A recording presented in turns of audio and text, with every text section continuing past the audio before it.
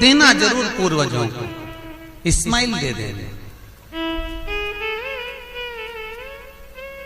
लोग कहते हैं ये 16 दिन अच्छे काम नहीं करना चाहिए, 16 दिन ये मत लो, 16 दिन वो मत लो। कौन सी पुराण में लिखा है? एक बार मुझे वो पुराण जरूर बताना कि 16 दिन ये सामान मत खरीदना, 16 दिन ये चीज मत लेना। क्योंकि शिव महापुराण में और शास्त्रों में वर्णन आता है कि 16 दिन श्राद्ध के हैं, ये पूर्वजों के हैं। आप पूर्वजों का नाम लेकर अपने पितरों का स्मरण कर कर तुम्हारी मर्जी पड़े वो खरीदो, तुम्हारी मर्जी पड़े वो लाओ, पर सबसे पहले उन पूर्वजों को सम्मान पूर्वक वो वस्तु समर्पित कर दो कि आपकी है, आपको संभालना है, आपने दी है, आपके द्वारा आई है। पूर्वज खुश होंगे। तुम्हें बढ़ता हुआ देखकर तो पितर खुद आशीर्वाद देते हैं। कौन माँ होगी जो अपने बच्चे को बद्दुआ देगी? कौन पिता होगा जो अपने बच्चों को बद्दुआ देगा? अगर माता पिता अपने बेटे को गाली भी देते हैं, बद्दुआ भी देते हैं, तो बाद में रोते हैं, आंख में से आंसू निकलती है। एक माँ अपने बेटे को चिल्ला देती है तो बाद में रोती है। अगर माँ अपने बच्चों पर हाथ उठा देती है तो बाद में रोती है। तो क्या मरने के बाद पितर तुमको बद्दुआ देंगे? नहीं, पितर आशीर्वाद देते हैं। बस इतना जरूर कहते हैं कि मैं छोड़ कर गया था रे, मैं तुझे देकर गया था रे, मुझे भूल क्यों गया? तू थोड़ा देता क्यों नहीं है? मेरे को अन्न का भाग देता क्यों नहीं है? बस वो याद करते हैं, वो आपसे मांगने की, क्योंकि आप उसके पुत्र हो, आप उसकी संतान हो, आप उसके वंश के हो, आपसे ललकता है उसको। किसी दूसरे से नहीं, प्रेम दीजिए। भले कोई किस भाव से आए उसका आदर हो, का सम्मान। कई लोगों का प्रश्न होता है, गुरुजी हम 4 भाइयों का परिवार है, पर पितृ दोष मुझ पर ही क्यों आ रहा है? मैं क्यों तकलीफ भोग रहा हूं? मेरे को ही क्यों कष्ट आ रहा है? मेरे ही क्यों पांव दुख रहे हैं? मेरे घर में क्यों ऐसी परेशानी आती है? सबकी सब तो सुखी है। ध्यान रखना, पितरों का जिससे लगाव होता है और जिसको पितरों ने दिया होता है, पूर्वजों ने दिया होता है, भगवान ने दिया होता है, लालसा उसी से होती है। भीख मांगने वाला, भिक्षा मांगने वाला भिखारी भी होता है, भिक्षुक भी होता है। तो गाड़ी देख लेता है कि 4 व्हीलर गाड़ी से आया है तो सेठ जी 10 रुपया देगा। कोई पैदल जाता है तो भिखारी भी सोचता है बेचारा क्या देगा, उसके पास तो खुद नहीं, पाँव में चप्पल नहीं पहना है, फिर भी हाथ फैला देता है कि दे दे तो ठीक है, नहीं तो कोई गाड़ी वाला तो देगा ना मुझको। उसी तरह घर के पूर्वज, घर के जो आहूत होते हैं, घर के जो पितर होते हैं, घर के जो वासुक होते हैं, घर के जो पूर्वज होते हैं, आशा उसी से लगते हैं जो दे सकता है। जिसके पास है ही नहीं उससे क्या आशा रखेंगे? जिसके पास कुछ है ही नहीं उससे आशा रखना क्या?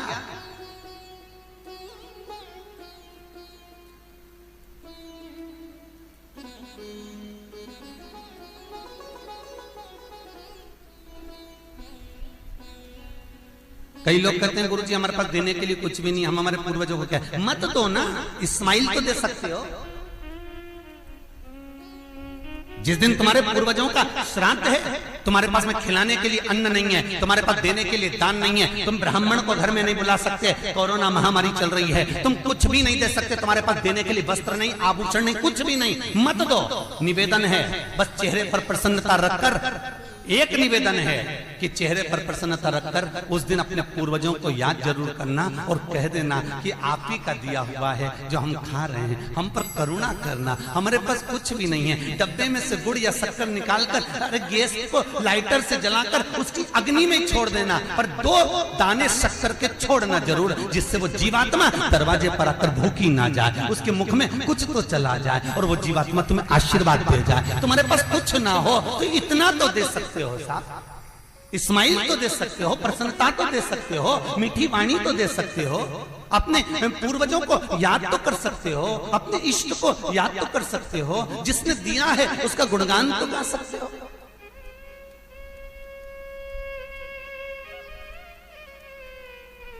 एक नई नवेली दुल्हन को पति ने एक नई नथनी लाके दे दी।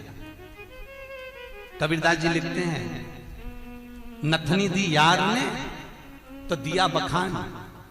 यार ने केवल एक नथनी लाकर दी है, पति ने केवल एक नथनी लाकर दी है, सोने की बड़ी सुंदर, सबको दिखा रही है, घूंघटे में उघाड़ उघाड़ कर दिखा रही है, मेरे पति ने दी है। झुमका बार बार दिखा रही है, मेरे पति ने दी है, मेरे पति ने दी है। एक नथनी मात्र 2000, 5000, 10,000, 20,000, 25,000, 50,000, 1 लाख, 2 लाख की नथनी पति देता है तो सारे जगत को दिखा देते हो। वो परमात्मा देता है तो किसको क्यों नहीं बोलते कि उसने दिया है, उस पूर्वजों ने दिया है। वो छोड़ कर गए थे तो हम खा रहे हैं, अगर वो छोड़कर नहीं जाते तो रोड पर मिल जाते। लोग कहते हैं हमारी माँ ने हमको क्या दिया, हमारे पिता ने हमको क्या दिया, सब उसको देकर चले गए। भले वो किसी को दे जाएं पर आशीर्वाद लिए बगैर मत जाने देना।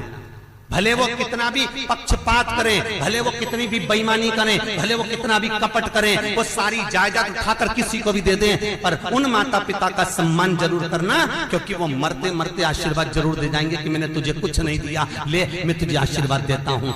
और तुम्हें आशीर्वाद मिल गया तो तुम निहाल हो गए। वर चाहिए, आशीर्वाद चाहिए, धन दौलत नहीं। श्राद्ध पक्ष की कथा कहती है, ये श्राद्ध पक्ष का जो वर्णन गरुड़ पुराण में कहा गया कि जीवात्मा सबसे पहले जाती है तो घर पर जाती है, जैसे जट्ठा और मट्ठा की कथा।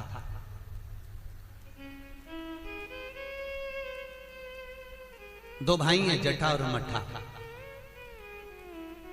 दोनों साथ में रहते थे, पर इनकी जो धर्म पत्नियां थीं आपस में कुछ भेदभाव हो गया, दोनों अलग अलग हो गए। जट्ठा बहुत धनपति था, मट्ठा थोड़ा सा गरीब था, दोनों अलग अलग रहे। जट्ठा का बिजनेस अच्छा चलता है, जट्ठा का धन बहुत सारा है, संपदा बहुत सारी है, क्योंकि माता पिता का सारा धन जट्ठा ने अपने कब्जे में रख रखा था। सारे माता पिता की जितनी प्रॉपर्टी थी, जितना वैभव था, जितनी सत्ता थी, जट्ठा ने अपने कब्जे में रख ली थी। और मट्ठा ऐसे ही बेचारा सहज भाव का, भोला भंडारी, सरलता का भाव वाला चल दिया, अपना बोरी बिस्तर उठाया, अपनी पत्नी के साथ, बच्चों के साथ चले गए।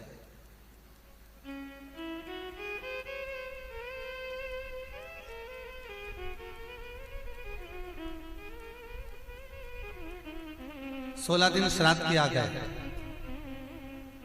एक दिन जट्ठा की पत्नी बोली, सुनो, इतना सारा गाड़ी बंगला जमीन जायदाद ढेर सारी है, 200 एकड़ जमीन, 200 बीघा जमीन है, 4 ट्रैक्टर हैं, गाड़ी बंगला ढेर सारा है, खूब वैभव बना हुआ है, पर अपन अपने घर में सेठ बनकर रहते हैं, पर दुनिया को क्या मालूम कि अपने पास कितनी दौलत है, कितनी जायदाद है, अपने परिवार वालों को, रिश्तेदारों को, किसको क्या मालूम कि अपने पास में कितनी सत्ता, अपन कितने राशि ठाट में रहते हैं।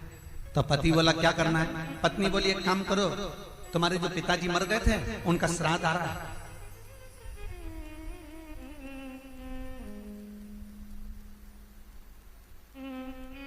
तुम्हारे जो पिता चले गए थे उनका श्राद्ध आ रहा है, एक काम करो, अपन अपने पिताजी का श्राद्ध रख देते, और श्राद्ध रखेंगे तो मेरे मायके वालों को और आपके पूरे परिवार वालों को, जो आपके रिश्तेदार मित्र हैं, दोस्त हैं, और मेरे मायके वाले, मेरी सहेलियां, मेरी बेस्ट फ्रेंड, सबको बुला लें, और उनको बड़े प्रेम से अपन भोजन करा देंगे। इतने में जट्ठा बोला कि भोजन बना तो खिला तो देंगे, पर भोजन बनाएगा कौन, इतना सारा फैला हो जाएगा, उठाएगा कौन। इतने में तुरंत जट्ठा की पत्नी बोली, वो देवर और देवरानी क्या करेंगे? बाप तो उनका भी था, पिता तो उनका भी था, वो आए देवरानी, और देवरानी आकर भोजन बनाए और देवर आकर बर्तन मांजे। चलो निमंत्रण सबको देने जा रहे हैं तो उनके घर भी चल जाए। आवाज लगाई, मट्ठा, अरे ओ मट्ठा। मट्ठा ने दरवाजा खोला, छोटा सा झोपड़ा, गोबर से लिपा हुआ घर। मट्ठा हाथ जोड़कर बोला, बड़ा भाई आया है, बैठो भैया। हम बैठने नहीं आए तेरे घर में, कल पिताजी का श्राद्ध है, तेरे को बर्तन मांजने आना है, दुल्हन को भोजन बनाने आना है।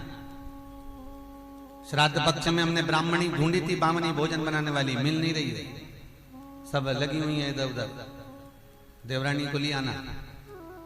भाभी हम आ तो जाएंगे, पर निवेदन इतना सा है कि पिताजी का श्राद्ध है, तो मन कर रहा है कि हम थोड़ी सी धूप छोड़ दें, इसके बाद आ जाएंगे।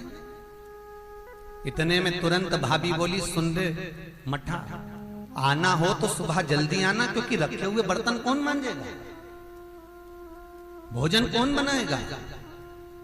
इतनी देरी से आना है तो केवल क्या खाने आ रहे हो? आने की जरूरत नहीं है, तुम दोनों की जरूरत नहीं है मेरे को, मत आना तुम। छोड़ दिया। जेठा गया, अपने ससुराल वालों को बुला लिया, मायके वालों को बुला लिया, सबको बुलाया।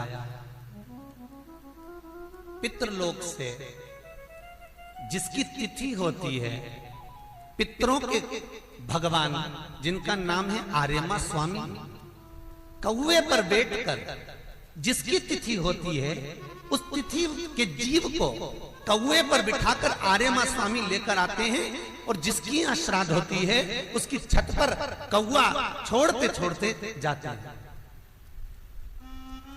इसलिए हिंदू धर्म में श्राद्ध में कौवे का बड़ा महत्व होता है, क्योंकि पितरों के देवता आर्यमा स्वामी कौवे पर बैठते हैं, और उसी कौवे पर हमारे घर के जीवों को लेकर आते हैं।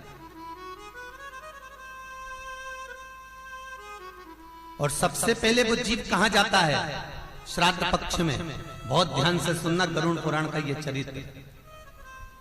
सबसे पहले वो जीव कहां जाता है?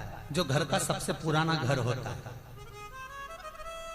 जहां पर घर का बड़ा बेटा रहता हो, जहां पर घर का पुराना मकान हो, पुराना घर हो, वहां वो जीव जाता है। 3 वृक्ष पितरों के तुल्य हैं।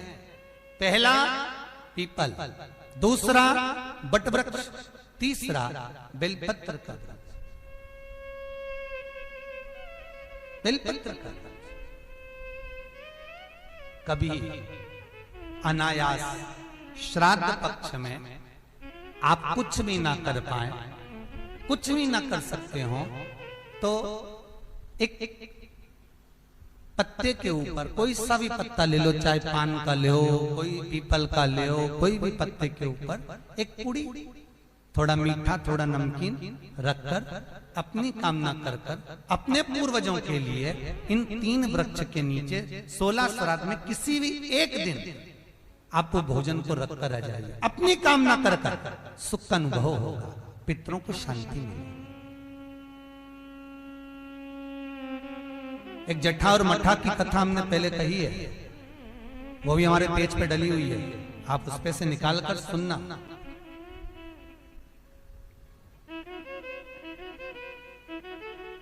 उसमें भी हमने व्याख्यान वर्णन करा जट्ठा मट्ठा की कथा। 3 वृक्ष पितरों के तुल्य हैं, 3 पक्षी पितरों के तुल्य हैं, कौवा, हंस और गरुड़।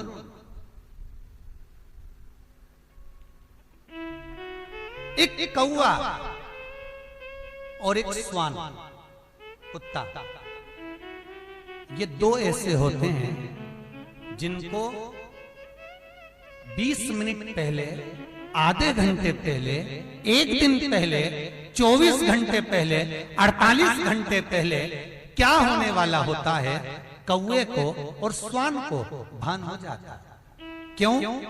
क्योंकि ये यमलोक में जहां यमराज निवास करते हैं, स्वान और कौवा उस स्थान का भाग ग्रहण करते हैं, और इनको ये ज्ञान पूर्व से यमराज से प्राप्त होता रहता है, पूर्ववान होता प्राप्त होता रहता है। एक कौवा एक स्वान, कोई घटना घटने वाली होती है तो कुत्ता रोने लगता है,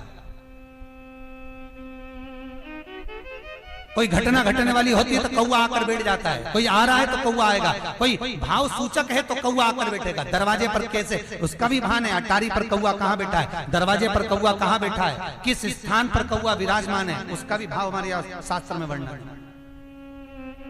3 पक्षी, 3 वृक्ष पितरों के तुल्य हैं। पक्षियों में कौवा, हंस और गरुड़, ये पितरों के तुल्य, जो अधोगति में मर जाते हैं, जिनको पिंड नहीं मिलता, तर्पण नहीं होता, ब्राह्मण का भोज नहीं मिल पाता, जो मर जाते हैं, जिनका अंतिम संस्कार तक नहीं होता, जिनकी गति बिगड़ जाती है, ऐसे जीव कौवे के अंश में प्रकट होते हैं, जो पूर्ण फल लेकर जाते हैं पितृलोक में जगह नहीं होती, बैकुंठ में जगह नहीं होती, कहीं अगर जगह नहीं है देवलोक में तो इनको कौवे के अंश में, गरुड़ के अंश में या हंस के अंश में डाल दिया जाता है महाराज। फिर अगला वर्णन किया, 3 पशु, कुत्ता, गाय और हाथी, ये पितरों के तुल्य होते। शिव महापुराण की कथा कहती है अगर श्राद्ध पक्ष में गया नहीं जा सकते तो गाय के मुख में गयासुर ने वर दिया था कि गाय के मुख में अगर कोई गया नहीं आ पाएगा तो गयासुर 16 दिन गाय के मुख में निवास करेगा। और गाय के मुख में श्राद्ध के समय पर अगर कोई रोटी देगा, श्राद्ध के समय पर जो भाग देगा उसको गया जी में पिंड करने का पुण्य फल प्राप्त होगा। ये गयासुर का वर गौ माता के लिए था। तो गाय के मुख में 16 दिन तक गया क्षेत्र का पिंड का भाग प्राप्त होगा। कुत्ता, गाय और हाथी। स्वान को रोटी क्यों देते हैं? क्योंकि स्वान पितरों को अपना भाग प्रदान कर देता। स्वान रखता नहीं है, चुका देता। फिर 3 जलचर है महाराज जो पितरों के तुल्य हैं, मछली, कछुआ और नाग। पिंड जो बनाया जाता है वो पानी में दिया जाता है। मछली जिसको पाती है वो पितरों को प्राप्त होता है। कछुआ श्रावण के इस 16 श्राद्ध के अंतर्गत कछुआ यदि आपके दिए हुए भाग को पा लेता है तो वो जीव उसी समय पर तर जाए। और महाराज नाग वो भी पितरों के तुल्य माना। इन 3 पितरों के क्रम का वर्णन किया गया है। भगवान शिव ओगड़दानी बट का वृक्ष के रूप में ब्रह्मा को बना देते हैं और शंकर बटकेश्वर महादेव के रूप में विराजमान हो जाते हैं। ऐसा सुंदर प्रसंग शिव महापुराण में वर्णन किया। ब्रह्मा जी ने सृष्टि की रचना करी थी और सृष्टि की रचना करते करते ब्रह्मदेव ने सृष्टि की रचना करी, पितर भी बनाए। पितरों का स्थान ब्रह्मा जी बनाना भूल गए थे। पितरों का स्थान ब्रह्मा जी बैठे थे और पीठ से पितरों का निर्माण कर दिया। शंकर जी ने आकर पूछा, ब्रह्मा जी क्या कर रहे हो? ब्रह्मा जी बोले, मैंने किन्नर बनाए, नाग बनाए, गंधर्व बनाए, सब कुछ बनाए, इन पितरों का स्थान कहां बनाऊं? तब शंकर भगवान ने कहा, जिस कैलाश पर्वत पर मैं बैठता हूं और मेरे मस्तक पर जो चंद्रमा विराजमान होता है उस चंद्र का चंद्रलोक मेरा ही लोक है। उस चंद्रलोक के ऊपर पितरों का स्थान बना दो। ब्रह्मा जी ने कहा, यदि मैं पितरों का स्थान चंद्रलोक के ऊपर बनाऊंगा तो आपको कष्ट होगा भोलेनाथ, आपको कष्ट होगा। शंकर भगवान कहते हैं, सुनो ब्रह्मदेव, मृत्यु लोक में शिव मंदिर के अंदर शिवालय में जो जलाधारी टांगी जाएगी, जो जलाधारी शिवालय में टांगी जाएगी, और उस जलाधारी में मेरी 5 बेटियां विराजमान होगी, जया, विषहरा, श्यामली बारी, दौतली, देव। उस जलाधारी में मेरी 5 बेटियां रहेंगी, पर जो संसार का मनुष्य उस जलाधारी में जल डालेगा वो जल मेरे माध्यम से पितृलोक में पहुंच जाएगा। उस जलाधारी के जल की महत्वता। कई लोग कहते हैं कि श्राद्ध में ही तर्पण किया जाता है, कई लोग कहते हैं श्राद्ध पक्ष में तर्पण किया जाता है, कई लोग कहते हैं कि श्राद्ध पक्ष के अंतर्गत ही तर्पण का महत्व है। अरे भाई, बड़े बड़े यज्ञ अनुष्ठान, बड़े बड़े जो उपासना होती